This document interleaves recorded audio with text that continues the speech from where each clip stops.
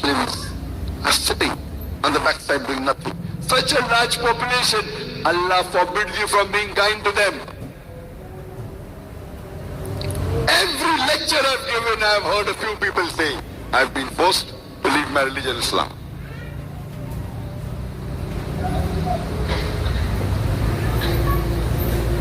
Maybe Allah had his planning to send me at this time.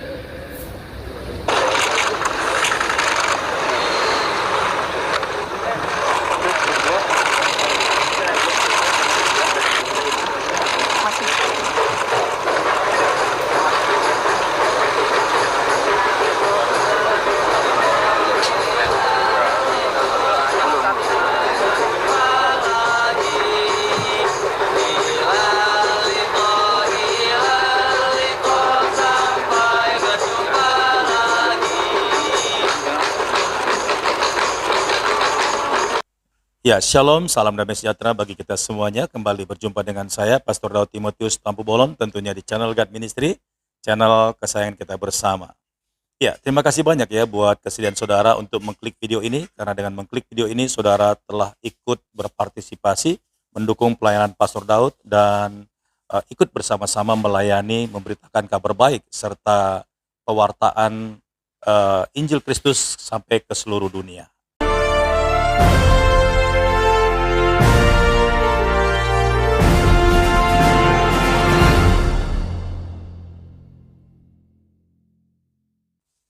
Ya, masih belum selesai pembahasan tentang hadirnya Bapak Paus Fransiskus dari Vatikan Roma yang mengunjungi Indonesia, dan kita telah mendengar bahkan banyak sekali kabar-kabar yang muncul setelah selesainya dia dan telah kembali dan tinggalkan Indonesia. Dan kita lihat bahwa ada banyak orang-orang yang bisa dikatakan keberatan atau tidak setuju, bahkan memberikan ujaran-ujaran yang tidak enak didengar. Ya, namun kalau kita tinjau dari manfaat serta dampak yang dibawa oleh Paus Fransiskus ketika datang ke Indonesia, jelas-jelas membawa kesejukan, kedamaian, dan juga sukacita. Bukan dari kalangan Katolik saja, tapi seluruh umat yang merindukan kedamaian, baik dari umat Kristen sendiri, dan juga banyak dari umat Islam yang merasakan kehadiran Paus Fransiskus ini membawa damai sejahtera. Dan bukan hanya dari kalangan bawah, tetapi tokoh-tokoh masyarakat, tokoh-tokoh publik, tokoh-tokoh politik juga merasakan hal yang sama. Tangannya lembut, 2 kali, tangan kanan, tangan kiri, saya 2 kali. Saya diberi kesempatan oleh pengawal-pengawalnya. Kenapa? Mungkin topi saya mungkin hampir mirip kayak beliau kali ya. Jadi mungkin dikasih kesempatan. Jadi begitu udah sekali, mau foto lagi katanya. Oh, you want to take a picture again? Oh iya, saya bilang. Nah akhirnya di tangan kirinya saya salaman, dan tangannya lembut, orangnya bijak. Jadi nggak salah lah kalau umat Katolik mempunyai imam besar sebagai Paus Fransiskus, karena welas asih dan kelihatan sejuk orangnya. Jadi kita harapkan imam besar di Indonesia yang Muslim juga bisa mengambil kebaikan-kebaikan dari Paus Fransiskus itu. Dan bisa dikatakan kehadiran Paus Fransiskus ini akan dirindukan, sebab kehadirannya itu memang benar-benar membawa kesejukan bagi seluruh umat yang ada di Indonesia, khususnya di Jakarta dan beberapa provinsi yang dia kunjungi. Nah, namun apa yang terjadi teman-teman, belakangan ini juga terdengar atau ada kabar bahwa kembali Zakir Naik akan mengunjungi Indonesia.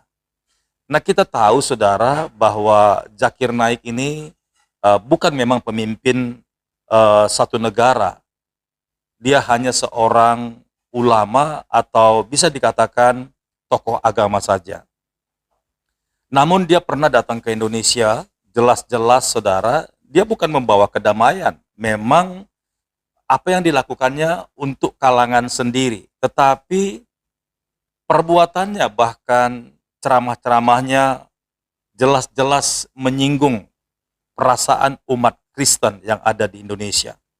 Dan itu sebabnya di beberapa negara-negara lain Zakir Naik tidak diperbolehkan untuk masuk dan berdakwah di sana karena isinya bahkan niat dan tujuan ceramahnya memang memecah belah serta ingin mewujudkan mimpinya agar setiap negara yang dia kunjungi itu menjadi agama yang dia idam-idamkan, tidak membawa kedamaian dan tidak membawa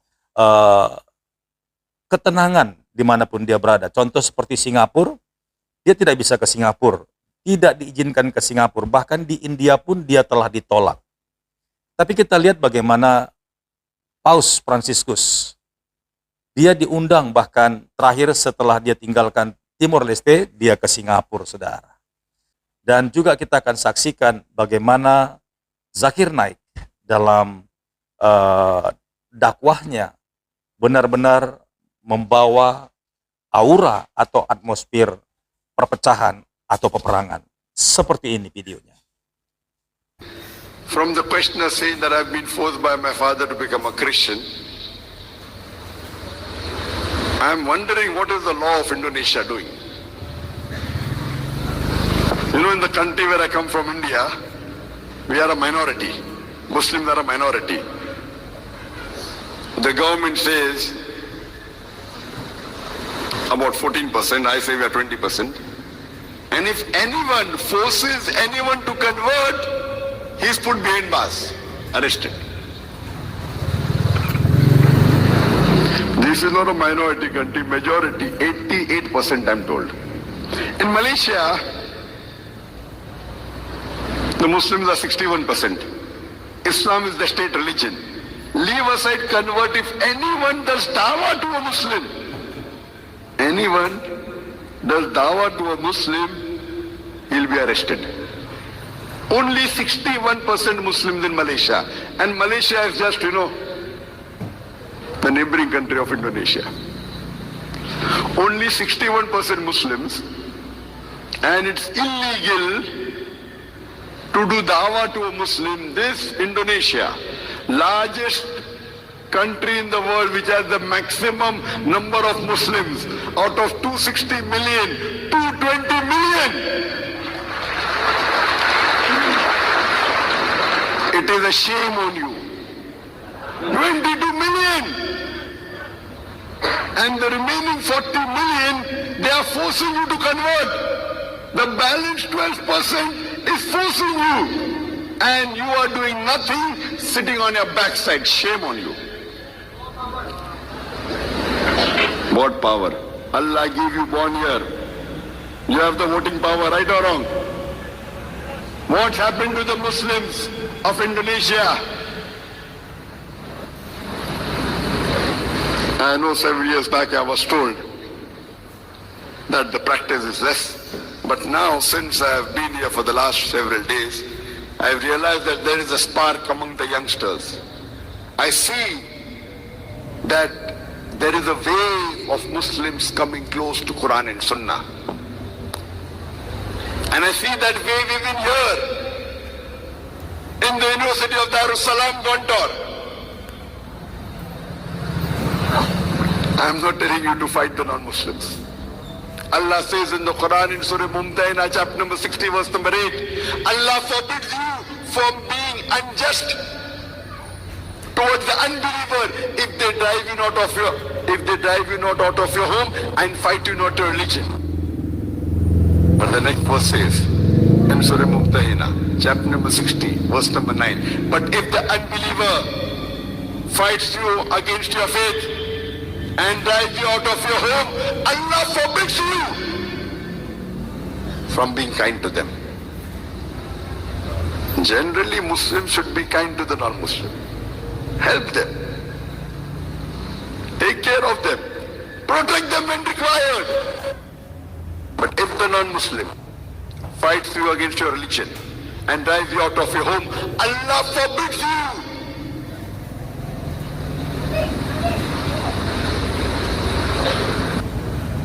Muslims are sitting on the backside doing nothing. Such a large population, Allah forbids you from being kind to them. Every lecture I've given, I've heard a few people say, I've been forced to leave my religion, Islam.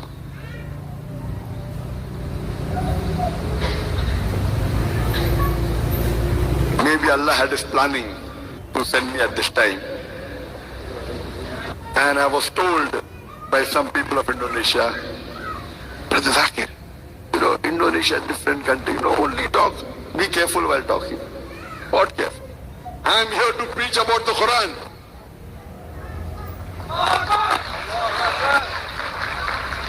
I am here to preach about the Quran in a country which has the largest population of Muslims. And if I do not do that, Allah will take away my speech from me.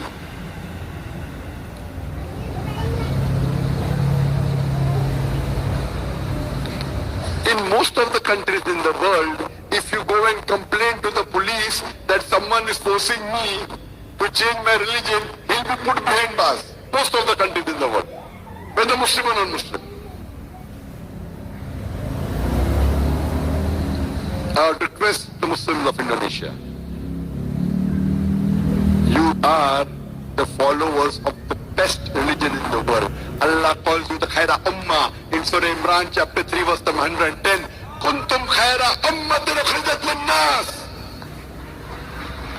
O ye Muslims, ye are the people evolved for mankind. Calling us the Khaira Ummah. Allah is giving an honor. There is no honor without responsibility. There is no honor without responsibility. Allah says about the responsibility and continues, تَأْمِرُونَ بِالْمَعْرُوفِ وَتَنْهَوْنَ عَنِ الْمُنكَرِ وَتُؤْمِنُونَ بِاللَّهِ. Because you enjoin what is good and forbid what is wrong and believe in Allah. The sister asked the question that she was forced by the father. And she was baptized at the age of 8. She doesn't know. She's confused. And she's asking what should be done.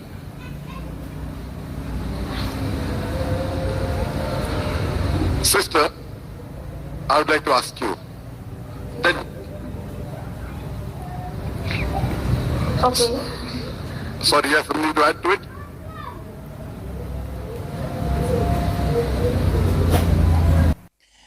Ya, demikianlah video yang telah kita saksikan, saudara. Kiranya apapun yang telah kita lihat dan kita dengarkan, kita boleh dapat mengambil pertimbangan serta keputusan yang baik.